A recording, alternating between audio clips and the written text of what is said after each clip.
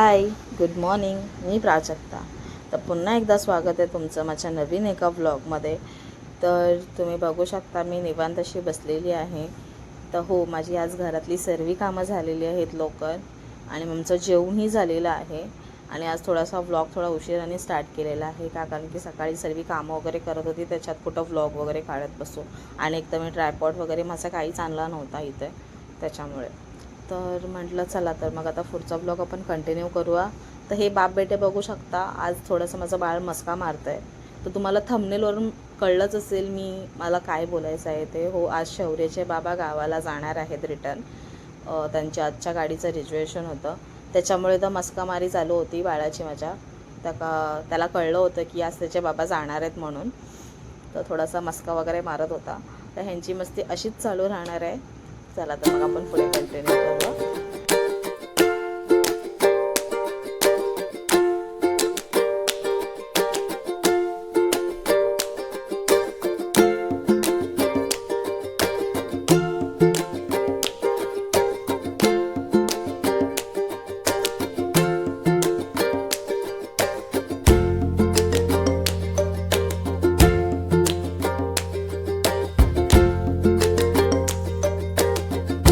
चला आता बघू शकता तुम्ही, आता शौर्याचे बाबा निघालेले आहेत गावाला जाण्यासाठी. त्यांचे रिजर्वेशन होतं. तर चला तर मग आता त्यांना बाय बोलते.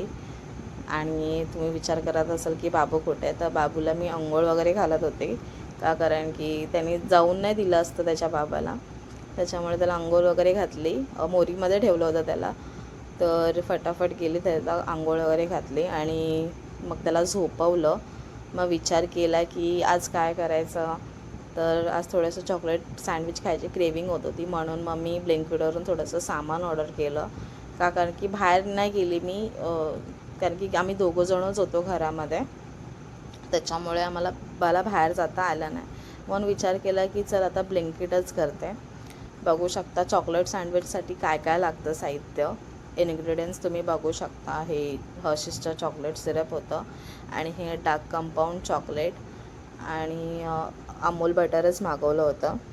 बस या तीनच गोष्टी ऑर्डर केल्या होत्या कारण की या तीनच गोष्टी लागतात म्हणून तीनच गोष्टी ऑर्डर केल्या होत्या. आणि ब्रेड लागतं ते मी आमच्या घराच्या बाजूलाच दुकान आहे तिथून मी बाय केलेलं. चला तर मग आता रेसिपी तर म्हणता मी तुम्हाला दाखवू शकत नाही जास्त कारण की ह्याला काय एवढं काय तामझाम लागत नाही. थोडंसंच फक्त बटर हे सर्वच लागतं. म्हणजे असं कोणी अलगद बनवू शकतं, एखादं लहान पोरगा पण बनवू शकतं ही रेसिपी, त्याच्यामुळे ह्याच्यात काय दाखवायला काय अर्थच नाही आहे. तरी पण मी तुम्हाला परत एकदा दाखवते की बघू शकता हे असे लाईनी मी लावलेत. हर्शीजचं चॉकलेट सिरप, ब्रेड, बटर आणि हा आपलं चॉकलेट कंपाऊंड. आणि थोडासा लाईटीचा इश्यू होता म्हणून मी जास्त काही शूटच केलं नाही इकडं किचनमध्ये, खूप काळोख येत होता. तर म्हटलं मरुदे जाऊ दे, काय शूट करून दाखवू कारण की खूप काळोखच येणार आहे. तर मी तर सँडविच टोस्ट करायला घेतलं होतं कारण की माझ्याकडे टोस्टर नाही आहे, म्हणून असं पॅनमध्ये करायचं असतं टोस्टिंग. तर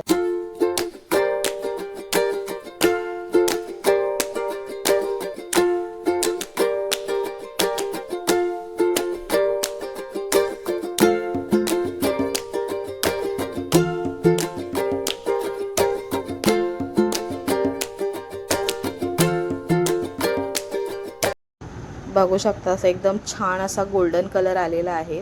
मग म्हटलं थोडंसं अजून बटर टाकते, अजून क्रिस्पीनेस येईल त्याला थोडंसं.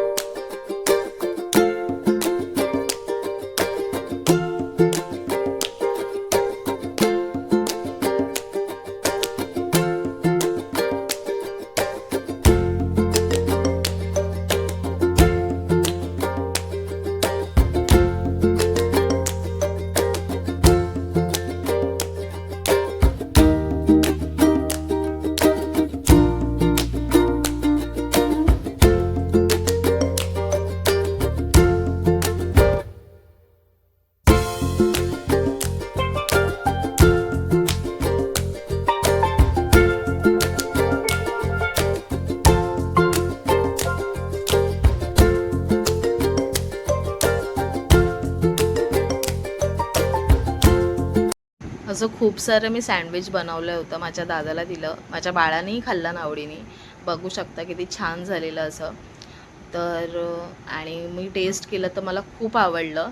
आवडल्याच्या नंतर मग मी विचार केला की चला व्हिडिओसाठी थोडंसं शूट करावं, डेकोरेशन्स वगैरे म्हणजे थोडंसं जरा चांगलं दिसण्यासाठी.